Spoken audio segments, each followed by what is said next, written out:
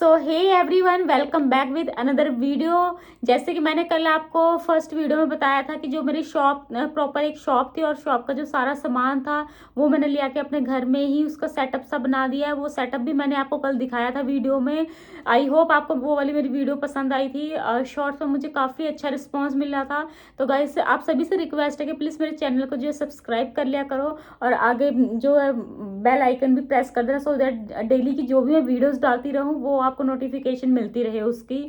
तो जो मैंने अपना स्टार्टअप जो था वो मैंने शॉप से उसे घर पे लिया। लोग जो होते हैं घर से अपने काम को बढ़ा के शॉप पे लेके जाते हैं, बट मेरे साथ थोड़ा उल्टा हो गया।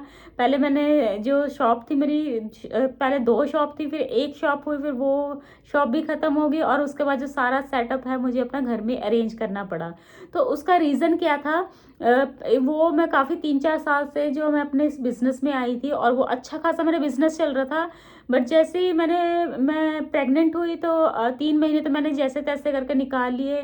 आपको पता है जो भी लेडीज़ प्रेग्नेंट होती है या फिर जो हुई है उनको पता होगा, कभी नोज़िया, कभी वॉमिटिंग, कभी फीवर, कभी बीपी लो, तो कभी एंजाइटी, मतलब कुछ ना कुछ, कभी थकावट, ये सारी प्रॉब्लम्स जो है लेडीज़ को फेस करनी पड़ती है।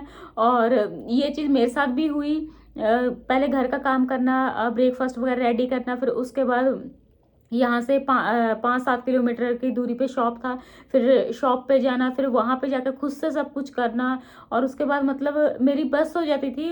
मतलब मुझ में इतनी हिम्मत नहीं होती मैं कुछ कर पाऊँ, मुझे चक्कर आने लग जाते थे और कई बार कस्टमर को भी अटेंड करने में मुझे दिक्कत होती थी। और मतलब आप कह लो मेरा वहाँ पे बहुत ही, मैं मुश्किल से टाइम वहाँ पे 3 महीने जो निकाले बड़ी मुश्किल से मैंने निकाले हैं।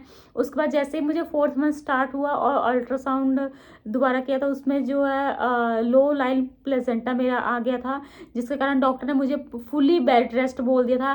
बट मैं फिर भी ये सोच रही थी कि मैं किसी तरीके से अपना शॉप जो है वो उससे मैं बंद ना करूँ, उसे कंटिन्यू रखूँ और ऑनलाइन जो है मैं वीडियोस वगैरह डालती रहूँ। मेरे इंस्टाग्राम पे भी मेरे शॉप के नाम से पेज है, तो वहाँ पे भी आप जाकर चेकआउट कर सकते हैं। तो मैं पुरानी पुरानी वीडियोस वगैरह भी अपनी डालती रहती थी शॉप से रिलेटेड। तो मुझे ऐसा था कि चलो मैं ऑनलाइन करती रहूँगी और मतलब शॉप नहीं मैं अपनी बंद होने दूँगी। बट रीज़न ये था, पहले ब्रदर का सपोर्ट था, बट ये है कि ब्रदर भी मैरिड है और उनकी भी फैमिली है, तो उन्होंने अपनी फैमिली को भी देखना होता है। तो वो जैसे ही मैंने अपने ऑनलाइन का बिज़नेस थोड़ा कम किया, काम कम कर दिया ऑनलाइन पे करना, उसके बाद थोड़ा डाउनफॉल भी आने लग गया था और रेंट भी बहुत ज़्यादा हाई था। आप लगा लो मेरे महीने का 30-35 हज़ार जो है ऐसे ही चला जाता था। शॉप का रेंट था, इलेक्ट्रिसिटी का था, साफ़ सफाई का था और भी काफ़ी है। और ब्रदर भी थे साथ में, तो उनका भी थोड़ा बहुत खर्चा देना पड़ता था क्योंकि ऑब्वियसली उनकी भी फैमिली है, तो देना तो बनता था। तो मतलब मैं डे बाय डे थोड़ा लॉस में भी जाने लगी क्योंकि मैं उस पर ध्यान नहीं दे पा रही थी अच्छे से। और जब तक मैं ध्यान दे रही थी तो बहुत अच्छा बिजनेस चल रहा था, बहुत अच्छा मतलब ग्रो कर रहा था। तो यही एक रीज़न था। ब्रदर ने जब जॉब ज्वाइन कर लिया उसके बाद ज़्यादा दिक्कत तब आने लगी क्योंकि मैं पड़ गई थी अकेली और ब्रदर ने अपना भी देखना था, उनके भी 3 बच्चे हैं, तो उन्होंने वो ज्वाइन कर लिया। और फिर मैं अकेली क्या करती, उस स्टॉक भी ले आना है उनके, फिर रेट वगैरह का भी करना है, उनकी सेटिंग भी करनी है, कस्टमर भी अटेंड करना है, सब कुछ मुझे खुद से करना पड़ गया था। तो वो मेरे लिए बहुत ही हेडेक वाला काम हो गया था। और अगर मैं किसी लड़की को भी रखती थी पहले तो मुझे उसे काम सिखाना पड़ता और काम सिखाने के बाद जो है उसे सैलरी भी देनी पड़ती, ज़्यादा नहीं तो 10-12 हज़ार तो मुझे देनी पड़ती। और रेंट ही मेरा 20 हज़ार था और ऊपर से आप लगा लो इलेक्ट्रिसिटी का 5-6 हज़ार उसका आ जाता, तो अब मतलब बहुत ज़्यादा मुझे कॉस्टली पड़ रहा था। तो मुझे भी यही लगा कि पीछे से भी कोई संभालने वाला नहीं है, तो अभी थोड़े टाइम के लिए है जो मुझे अब शॉप अपनी यहाँ से छोड़नी ही पड़ेगी। तो ना चाहते हुए भी मुझे अपनी वहाँ से वो शॉप छोड़नी पड़ी। थोड़ा सा रेंट ज़्यादा, अगर थोड़ा रेंट भी कम होता मैं किसी तरह से मैनेज कर लेती। और मैनेज भी मैं क्या करती क्योंकि डॉक्टर ने प्रॉपर बेड रेस्ट लिखा था। और उसके बाद पता है 9th मंथ में तो बंदा, मतलब मैं इतना तो नहीं कर पाती कि मतलब स्टॉक ले आना, फिर उन्हें मैनेज करना, फिर कस्टमर को अटेंड करना, वो चीज़ पॉसिबल नहीं हो सकता था मेरे लिए। उसके बाद फिर डिलीवरी के बाद तो पता ही है जो भी लेडीज़ की डिलीवरी हुई है कितनी प्रॉब्लम्स आती है डिलीवरी के बाद, स्टिचेस वगैरह के साथ भी सर्वाइव करना मुश्किल हो जाता थोड़ा। तो मेरा फर्स्ट बेबी था, तो मुझे काफ़ी दिक्कत भी आई उस टाइम पे। तो इस कारण यही एक रीज़न था कि डॉक्टर की एडवाइस पे मुझे जो अपना बिज़नेस छोड़ना पड़ा। अदरवाइज़ मैं अगर डॉक्टर ना कहते तो फिर मैं ना छोड़ती, इसे कंटिन्यू ही रखना था मैंने, कोई ना कोई जुगाड़ लगा लेती। बट चलो, कहते हैं जो होता है अच्छे के लिए होता है। मेबी वहाँ पे मेरे खर्चे भी ज़्यादा थे, शायद मैं उससे अगर मैं घर बैठ जाती वो खर्चे वहाँ से ना निकल पाते, इसलिए वो छोड़ दिया तो बेटर ही हुआ।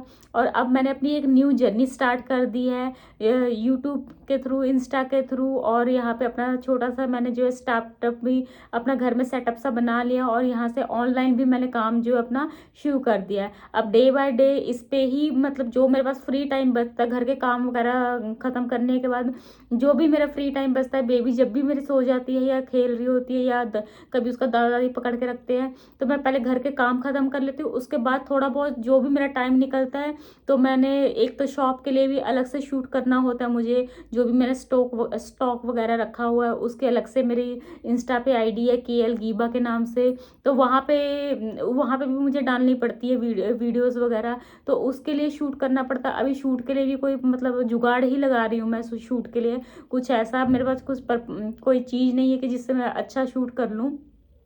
तो सब कुछ जो है अभी मैं अकेले कर रही हूँ, खुद से कर रही हूँ, जितना हो रहा है वैसा मैं कर रही हूँ।